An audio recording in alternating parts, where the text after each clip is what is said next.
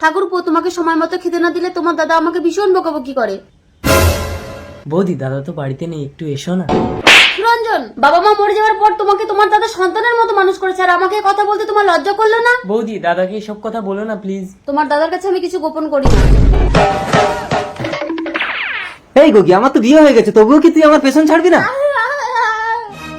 কি হয়েছে মৈত্রী? খতম। আমার মৈত্রী, মৈত্রী আমাকে ছেড়ে চলে গেল। সুরঞ্জন, আমি তোকে ছাড়বো না। সুরঞ্জন, তুমি আমাকে বেশি ভালোবাসো না তোমার দাদাকে? অবশ্যই দাদাকে, কারণ ছোটবেলা থেকে দিন রাত এক করে দাদা আমাকে লেখাপড়া শিখিয়েছে। একটা চল, তোর বাকি গল্পটা থানায় গিয়ে শুনবো। বৌদির সঙ্গে নোংরামো করে তাকে খতম করে এখানে এসে প্রেম করছিস? ওকে ছেড়ে দিন, ও কিছু করেনি, ও সকাল থেকেই আমার কাছে।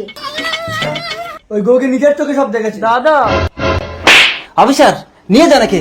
এই চল, আর আপনি আসুন, পোস্টমর্টম হয়ে গেলে বডি নিয়ে আসবেন। এই গগিয়ে তো আনন্দ পাচ্ছে কেন? আয় আয়।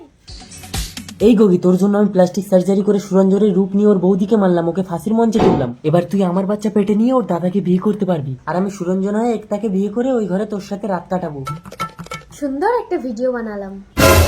আমাকে মেরে কোনো লাভ হবে না, অলরেডি ভিডিও পুলিশের কাছে পৌঁছে গেছে।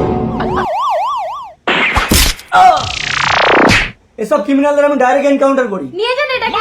দাদা, এই চলো সুরঞ্জন। আহ আহ।